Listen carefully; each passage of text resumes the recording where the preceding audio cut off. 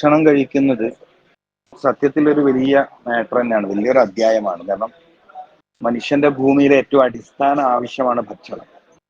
ഭക്ഷണം, വസ്ത്രം, പാർപ്പിടം. അതുകൊണ്ട് ഭക്ഷണം ഒരു സംസ്കാരമാണ്, വസ്ത്രം ഒരു സംസ്കാരമാണ്, പാർപ്പിടം ഒരു സംസ്കാരമാണ്. ഇപ്പൊ നമ്മൾ നോക്കിയാൽ മതി, ചില രാജ്യത്തെ പാർപ്പിടം, ബിൽഡിംഗ് നിർമ്മാണ രീതി ഒരു പ്രത്യേക സ്റ്റൈലായിരിക്കും.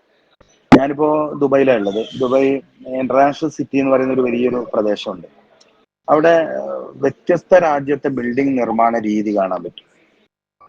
ഇംഗ്ലണ്ട്, ഫ്രാൻസ്, ജർമ്മനി, ഇന്ത്യ എന്ന് വെച്ചാല് അപ്പം പാർപ്പിടം ഒരു സംസ്കാരമാണ്. വസ്ത്രം, നമ്മളിപ്പോ ലോകത്ത് എവിടെ പോയാലും വ്യത്യസ്ത രീതിയിലുള്ള വസ്ത്രം ധരിച്ചവരെ കാണാം, അതൊരു സംസ്കാരമാണ്. എന്നതുപോലെ ഭക്ഷണം, ഇന്ത്യൻ, ചൈനീസ്, കണ്ടിട്ടില്ലേ? പക്ഷെ പുതിയ കാലത്ത് നമുക്കിടയിൽ വന്നൊരു പ്രശ്നം, ഇഷ്ടംപോലെ ഭക്ഷണം കിട്ടാൻ തുടങ്ങി. മുമ്പ് തന്നെ ഒരു കറിയും ഒരു ചോറും, നിങ്ങൾ ശ്രദ്ധിച്ചിട്ടുണ്ടോ? മുമ്പ് എവിടെയാണെങ്കിലും നമ്മുടെയൊക്കെ നാട്ടില് ഒരു 20-25 കൊല്ലം മുമ്പ് എന്താ ഉണ്ടായിരുന്ന ഭക്ഷണം എന്ന് പറഞ്ഞു കഴിഞ്ഞാല്, രാവിലെ ദോശയും കറിയും, അല്ലെങ്കിൽ പുട്ടും കറിയും, അല്ലെങ്കിൽ പൂരി ഭാജി. ഇതാണ് രാവിലത്തെ പരിപാടി. ഉച്ചക്ക് മീൻകറിയും ചോറ്, അല്ലെങ്കിൽ പച്ചക്കറിയും ചോറ്, അല്ലെങ്കിൽ പരിപ്പ് കറിയും ചോറ്, നമ്മൾ കഴിച്ച രീതി. ഇന്നിപ്പോ അങ്ങനെയല്ല, എല്ലാം ഇഷ്ടം പോലെ കിട്ടാൻ തുടങ്ങി. അപ്പോ എന്തും എങ്ങനെയും എപ്പോഴും കഴിക്കാം എന്നുള്ളൊരു ധാരണ മനുഷ്യർക്കിടയിൽ വന്നു. ഇവിടെ ചോദിച്ച ചോദ്യം, ഇപ്പൊ തൈര്, അതൊരു സമ്പൂർണ്ണ ആഹാരമാണ്. തൈര് മാത്രമായിട്ട് കഴിക്കണം, അങ്ങനെയാ വേണ്ടത്. മീനൊരു ആഹാരമാണ്. നമ്മളിപ്പോ അറബികളെ കാണാറുണ്ട്, മീൻ ഉണ്ടാവും, അതിന്റെ കൂടെ പിന്നെ അവർക്ക് എന്താ ഉണ്ടാകാറ്, കുബൂസ ഉണ്ടാകുക. ചിലപ്പോ അവര് എന്താണ് വെളുത്തുള്ളി അരച്ചിട്ടുള്ള ഒരു പേസ്റ്റ്, അല്ലെങ്കിൽ പിന്നെ എന്താ ഇതിന്റെ പേര്, ഹമൂസ്, കടലാന്റെ ഇതുകൊണ്ട്. അപ്പൊ ഞാൻ പറഞ്ഞു വരുന്നത്, അവര് മീൻ ഭക്ഷണമായി കഴിക്കും, അതിന്റെ കൂടെ ചിലപ്പോ ഒരു പേരിന് റൊട്ടി, കുബൂസ് എന്ന് പറയും. ഹുബ്സ് എന്ന അറബി പദത്തിൽ നിന്നാണ് കുബൂസ് ഉണ്ടായത്. അപ്പൊ ഹുബ്സ് കഴിക്കും. എന്നാൽ പ്രധാനമായിട്ട് അവർ മീനാ കഴിച്ചുകൊണ്ടിരിക്കുക. ആ സമയത്ത് മീൻ മനസ്സിലാക്കണം. അല്ലെങ്കിൽ അവർ മാംസം കഴിക്കും, അതിന്റെ കൂടെ കുറച്ച് ചോറ് കഴിക്കും. നമ്മള് വിരുദ്ധാഹാരം എന്ന് പറയുന്നത് വയറിന്റെ സ്വഭാവത്തെ ക്രമീകരിച്ചുകൊണ്ടാണ്. വയറിന്റെ ദഹന പ്രക്രിയ. ഇപ്പൊ വെന്ത ഭക്ഷണവും വേവാത്ത ഭക്ഷണവും ഒന്നിച്ച് കഴിക്കരുത്. എന്തുകൊണ്ട്? വെന്ത ഭക്ഷണത്തെ ദഹിപ്പിക്കുന്ന ക്രമമല്ല വേവാത്ത ഭക്ഷണത്തെ ദഹിപ്പിക്കുന്ന ക്രമത്തിൽ വയറിന് ഇടപെടേണ്ടി വരിക. കാരണം രണ്ടിന്റെയും ഘടനയിൽ വളരെ സാരമായ രാസമാറ്റം, നമ്മൾ ഒരു കെമിസ്ട്രി സ്റ്റൈലിൽ പറയുമ്പോൾ രാസമാറ്റം സംഭവിച്ചിട്ടുണ്ട്. അപ്പൊ വെന്ത ഭക്ഷണവും വേവാത്ത ഭക്ഷണവും ഒന്നിച്ച് കഴിക്കരുത്.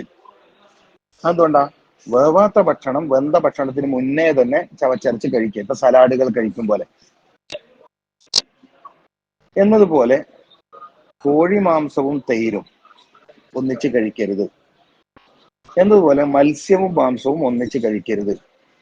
കാരണം രണ്ടിനോടും വയറിന്റെ ഡൈജസ്റ്റീവ് എൻസൈം സ്വീകരിക്കുന്ന സമീപനത്തിൽ മാറ്റമുണ്ട്.